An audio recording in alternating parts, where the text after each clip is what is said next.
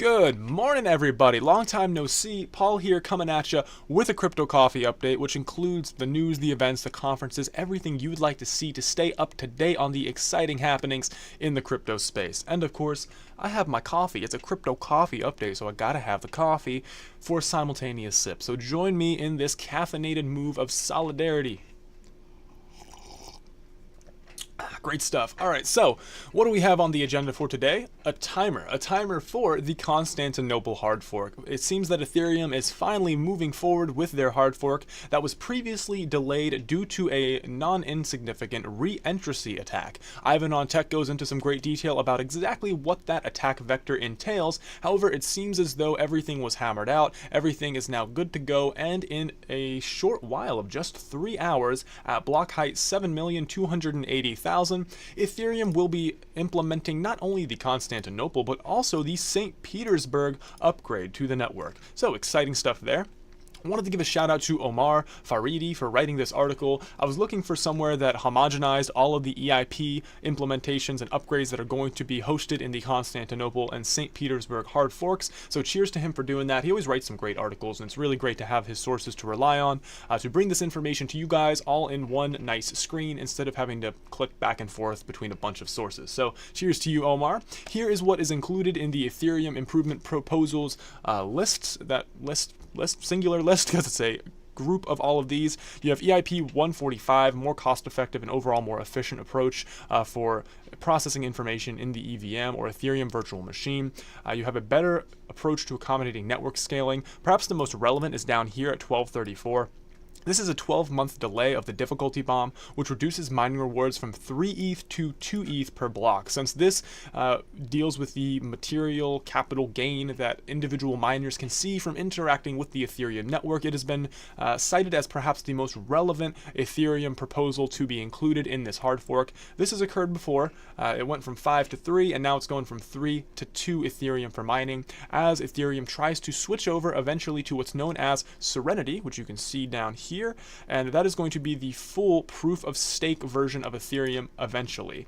There has been some talks about what's called prog proof of work or progressive proof of work, in which slowly but surely you try and basically nerf ASIC mining on the Ethereum network to kind of extend the half-life of Ethereum mining while they work on Serenity, but that hasn't been accepted yet. It's very contentious for the time being. You have people for, you have people against, but one thing's for sure, it seems as though Constantinople and St. Petersburg spare any last-second pulls when they say, hey, something's gone terribly awry, we have to do this again. Knock on wood, this is going to go through, and Constantinople and St. Petersburg will be live in the better part of, well, just over 3 hours. So assumingly by the time you watch this video, the network will have already been upgraded.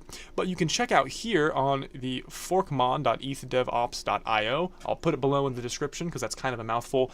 You can see the Ethereum chain state in a visual format.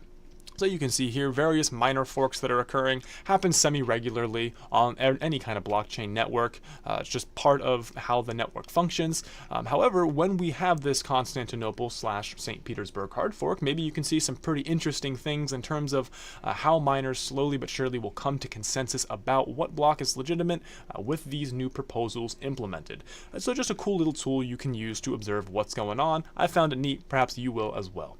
Now, next up we have XRP, always in the news for something going on. Essentially, this doesn't really implicate XRP or Coinbase in anything, full disclosure, and we've seen this with a couple other listings, but strangely enough, it seems as though right before the Coinbase announcement was made for Ripple, someone accumulated a reasonable, healthy amount of XRP tokens, after which point the announcement was made, and assumingly whoever was able to become privy to such information before it was made public was able to make a pretty penny off of their foresight or perhaps nefarious information gathering. Again, there's no real way to know, and until Coinbase or any other entity that deals explicitly with transparency digs into this, we're not exactly sure who was able to front run this news or how they were able to do it, but suffice to say this isn't the only project to have such activity surrounding it. When Ethereum Classic, when 0x tokens, when both of those were listed, we saw similar front running of the announcement, and even though there are speculative pieces that delve into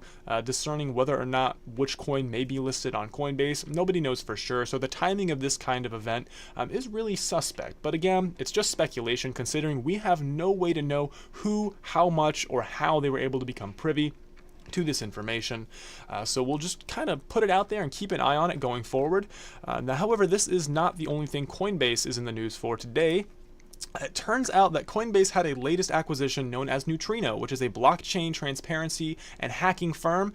Here at Cryptide, we've talked before about how transparency hacking is huge. I like Hacken and CER, they do a great job, and Neutrino assumingly inhabits the same industry. However, the individuals that comprise Neutrino are suspect to say the least. This individual, David Morris, has a fantastic write-up here at Breaker Mag, and we're going to take a look at that, but primarily the Twitter thread. It's a bit more succinct, of course, it's a bit more lightweight because it's Twitter, but it does go into all the details that is contained in the thread as well here, or contained in the article rather. So let's go ahead and just check out the Twitter thread. Apparently Neutrino's leadership is nearly identical to a group of individuals known as Hacking Team. This Hacking Team has been involved in a litany of suspect to say the least events in countries such as Kazakhstan, Ethiopia, Bahrain, Sudan, Saudi Arabia, and they may have even worked with what was later implicated as the brutal murder of journalist Jamal Khashoggi. I could never get his last name right, but that guy.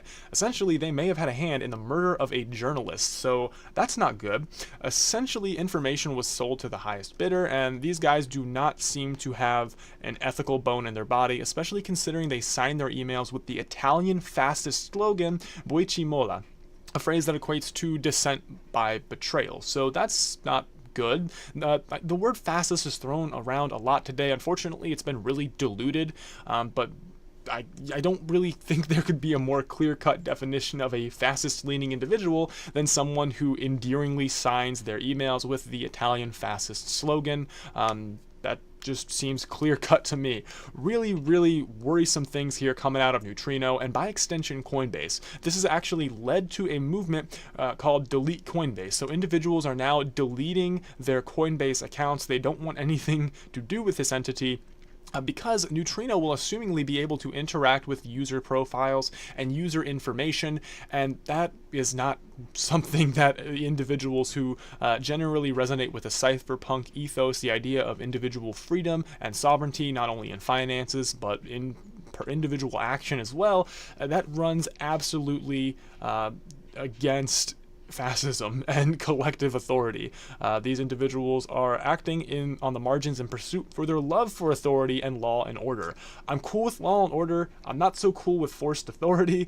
So this just goes to show that Coinbase seems to be positioning themselves as almost an enemy of the crypto space, which is really unfortunate since they occupy a mammoth position that can potentially onboard tons of users. But we've seen large corporations and companies go the way of the dinosaur before. I'm thinking of things like the Commodore 64, Commodore computers. They're no longer around, and who knows what kind of potential missteps we may see as the history of cryptocurrency and blockchain unfolds before our very eyes. But one thing's for sure, standing up to individuals who sponsor terrorism around the world is something that I think we could do as individuals, and what action we can take against those kind of reprehensible, abhorrent actions, that means we can do something about it. And even if that's something as simple as moving away from these entities that support them, well, that's action in and of itself. So we'll just keep an eye on this going forward. There's a lot of implications to be drawn here. If you want to check out more information, you can check out the Delete Coinbase tag. David Morris, definitely a good guy to follow as well. Let's just look up Delete Coinbase here. I had it pulled up, but we'll just do this live. And there should be some tags. Yeah, here's the tag Delete Coinbase. And this guy, where was he at? Yep, Udi Wertheimer, he's been really good about this. He's been kind of heading up the whole Delete Coinbase movement. So if you want more info, this will tell you everything you need to know in real time. You can see a couple hours ago, people are still talking about it. So as this develops, you can stay on top of this just by following this tag. So weird stuff in the crypto world, weird stuff all around the world. Let me know what you think of that below in the comments. Is Coinbase maybe just inadvertently acquired an entity that they didn't know was potentially linked to these kind of things, or maybe there's more at play here? I'm curious as to what you guys think. Now, one thing that's particularly interesting is Coinbase may speculatively not care too much about user privacy in the long run, but that may also hold true to Coinomi. Allegedly. This is one of those drama pieces we talk about here in the crypto space. Sometimes it becomes a he said, she said. This individual, Al-Mawali, we'll say Al-Mawali, he said that, hey, I'm a crypto strategy and consultant based out of Oman, so in the Middle East, claims to have found a vulnerability in the Coinomi desktop wallet. Essentially, what he's saying is, hey, I lost $60,000 to $70,000 from this exploit. Essentially, Coinomi is sending your passphrases in plain text to a Google server where it is in turn checked for typos. This is assumingly to help individual users notice whether or not they've included a typo in their seed phrase, which would assumingly just make them type it over again. So nothing too prohibitive, but just a way they want to help users out. Problem being is that if they're storing it in an unencrypted way, that is just flies in the face of any kind of security protocol, and it's not good to say the least. So this individual demanded their money back, said, hey, you guys are not following best security practices. What's going on? I lost money because of your lack of oversight, and I expect to be compensated for that. However, this individual, his story doesn't necessarily stack up per se. Again, there's a lot of he said, she said here, and a lot of speculation. And again, as the author says, two sides to every story. This was written by Eduardo Argueta from Crypto Slate. Love Crypto Slate. They put out some great articles. So, two sides to every story. Essentially, Coinomi emphasized that seed phrases were only transmitted when users chose to restore their wallets using the seed. Well, that makes sense. Lastly, the company claimed that the data sent to the server was not processed, cached, or stored, suggesting that it would be impossible for a server employee to intercept or locate the seeds. Yes and no. Taylor Monahan goes into some implications that can be drawn from this, and she says that, well, that's not necessarily the case. She seems to err on the side of the user, saying that this is not best security practices, and given that she's one of the experts in the space, we're going to kind of rely on her expertise there. But again, there's no corroborative evidence to suggest that this individual is telling the truth and nothing but the truth. He could well be making this up. Perhaps maybe his local machine was compromised. Maybe there was an issue with the specific installation that he installed from Coinomi, and now is saying, hey, it's Coinomi's fault and not my own. Again, there's nothing really clear that suggests one way or the other. One thing's for sure, Coinomi has taken some proactive steps to let users know, hey, look, this is not really the end of the world per se, but hopefully this will spur them to be more transparent with their security practices, and if there is any discrepancies, step up to the plate and ensure that they are using the best in industry practices for user security. Speaking of which, Cryptopia really seems to outshine speculation about how they were handling a hack. Apparently only 9.4% of all funds were stolen, and they aim to reopen next week. Now, no cryptocurrency exchange wants to see 9.4% of their funds wiped out via a hack due to poor security. However, luckily, this is all that was taken. If they were wiped out in their entirety, there would really be no reasonable way to help users through restitution. And so ultimately, they're looking to open up the read-only site by Monday, allowing users to see their funds, kind of survey the damage, and ultimately see what went down.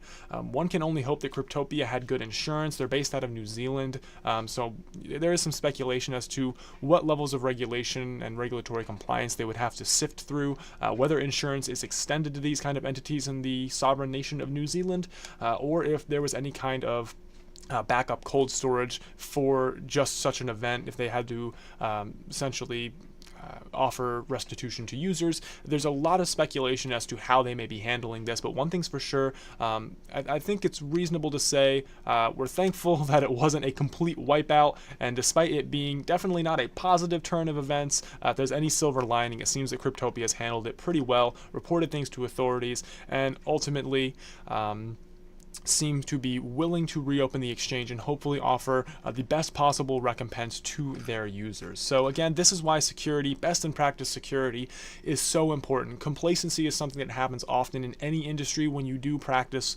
for X amount of time. Slowly but surely, things become second nature.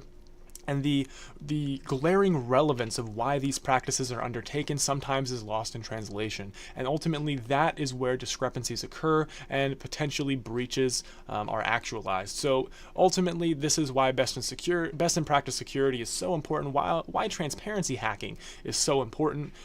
So yeah, it's something to keep an eye out for, and we will keep you up to date as to what happens with Cryptopia, considering that we'll be able to kind of peer into how the exchange is functioning come Monday. So cool stuff there. Now, 74% of all Bitcoin nodes are located in just 10 countries. So you may be thinking, oh no, Bitcoin's super centralized. I knew it, it's all over, this is horrible. Not necessarily. This is just the total amount of nodes, not the actual hashing power. Here's a nice graph we can take a look at. Go ahead and pop that open on Twitter for you. And you can see the United States takes the lion's share, and Germany comes in a relatively close second, but proportionally still, US is killing it in terms of amount of nodes. Germany as well has a good amount. France, it drops off pretty heavily, and from there we kind of enter into the middle of the pack between Netherlands, China, Canada, UK, Singapore, Russia Federation, and all the way down to little Lithuania, you know, small Baltic nation, ultimately staying within the top 20 for total amount of Bitcoin nodes, right on par with Brazil almost, which is a huge South American nation. So really interesting stuff there. Population doesn't always correspond to total amount of Bitcoin nodes, so that's interesting to note. Also interesting to note is the fact that China only has 411 nodes despite having the vast majority of mining power. So this just goes to show that while the majority of hashing power is based in China, they don't have that many individual nodes. This could mean that they have huge amounts of server farms, or maybe they're highly concentrated in terms of their location. There's no real way to know, since this data is it's very malleable, and while salient, it's difficult to ascertain direct figures that are concrete. Suffice to say, this very well may be mining pools, considering that many individuals offload their hashing power to Chinese entities, considering it's relatively cheap. Electricity costs are relatively low, and they have access to hydroelectric power, as seen previously in the Crypto Coffee update, in which we took a deep dive into Bitcoin energy consumption. A lot of Bitcoin mining is done using renewable energy. Cool stuff there, eco-friendly.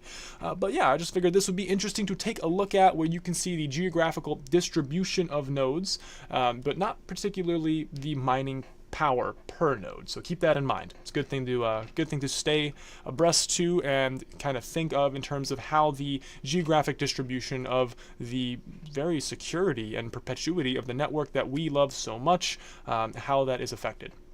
Now, Moscow. Actually, Moscow was on this list, weren't they? Yeah, they were. They were all the way at number 1, 2, 3, 4, 5, 6, 7, 8, 9. Top 9.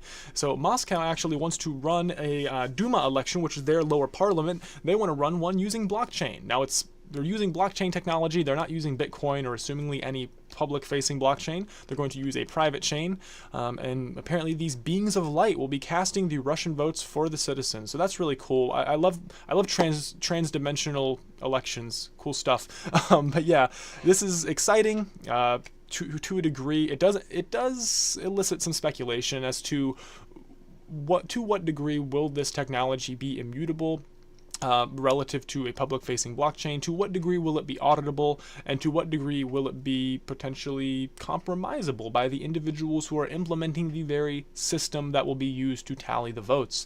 Some individuals are saying it will be impossible to connect them. That's how blockchain technology works. Yes and no to a degree. There's a lot of obfuscatory language in this space, and very clearly defining terms is something difficult in and of itself. I mean, this entire series is called Crypto Coffee Update. Did you know crypto used to just refer to cryptography all the way back in the 1980s and even the 1970s? So what we think of perhaps as a relatively new term that refers to these fancy new coins, Bitcoin and beyond, is a actually much more dated colloquial term used to refer to the method by which these tools are sufficiently secured. So it just goes to show terminology is very fluid. And ultimately, these things can mean some things to some people and something completely different to others. So when they say impossible to connect and this is how blockchain works, the answer yes and no is partially accurate. And this individual also stressed that there wouldn't be any electoral fraud using dirty electoral technologies. So I guess they're going to kind of just use a pressure washer to hose off the mining equipment they're going to use. So that's good to know. But either way, interesting stuff happening all around the world. And further to the west, we can see Swiss's Julius Baer, which is a 254 billion AUM private bank. They're now offering crypto to their clients. So Essentially, this is a very large financial institution in Switzerland, a nation that has already been very proactive in terms of blockchain regulation. The city of Zug, or Zug, Z-U-G, Switzerland, is known as the blockchain capital of Switzerland. Sorry, Malta. So those two are kind of vying for that title, and they are partnering with Crypto AG SEBA, or SEBA Crypto AG, to allow their clients to access digital asset services, thereby allowing high net worth and assumingly institutional clients as well to gain some exposure to these exciting new digital assets such as Bitcoin, Ethereum, etc. And as said, institutional crypto investment is very much on the rise. This isn't something that's new. Fidelity, Nasdaq, ICE, via Backed, they are going to be launching their own custodial services to allow larger clients to gain access to this exciting new world that is crypto. And as said, this is probably a big boon for SEBA Crypto AG as well, since there's kind of a discrepancy between institutions that are wanting to invest in crypto and individual firms that can facilitate such a transaction, considering that there is regulatory compliance issues, which is very jurisdictionally specific. So suffice to say that we're seeing slowly but surely developments for these institutional enterprise level clients all around the world as they try to jump into the crypto space. And just as a caveat, these individuals also have more flexibility to move around geographically. And we've all probably heard of Swiss bank accounts, and those are available to individuals who aren't just Swiss nationals. So what that means is these high net worth individuals ultimately can shift up their geographic location in terms of their finances if they so desire. So this has been really interesting to see. Places like Malta, of course, and now places like the Isle of Man over in the British Isles, they're starting to create blockchain sandboxes, since smaller nations are generally more flexible in terms of legislation, meaning that they can attract these larger firms. So these individuals and institutions, high net worth entities of all shapes and sizes, they won't wait around forever. So perhaps there's some takeaway and some implications that you can make for yourself there, but there's a lot happening in the space with respect to this caliber of individuals. Here's the article in question from Julius Baer. You can read it and get more of the primary source stuff, since that's, like I said before, what we like to do here at Cryptide, give you the primary source so you can draw your own conclusions as we kind of work through this information together to illuminate more about the general trajectory of the technology, of the investments, and of the individuals that make up the digital asset space. That's all we have for today, guys. Ending on cryptide.cc, our lovely website. Come and check us out and visit us, and check out the Discord. We always have some great conversation there. Z is in there, the Origami Oracle. He's doing his technical analysis. So we have tons of different perspectives about the space, about how things are going. So really excited to just be building Cryptide with you all. So check out what we have going on for you there, and keep an eye out for some exciting things coming down the pipe in the next few weeks. With that said, my name is Paul, signing off. Thanks so much for watching, guys. We are Cryptide, and remember, the tide is rising. But perhaps something that isn't rising is Coinbase's new accounts. Wish them the best of luck.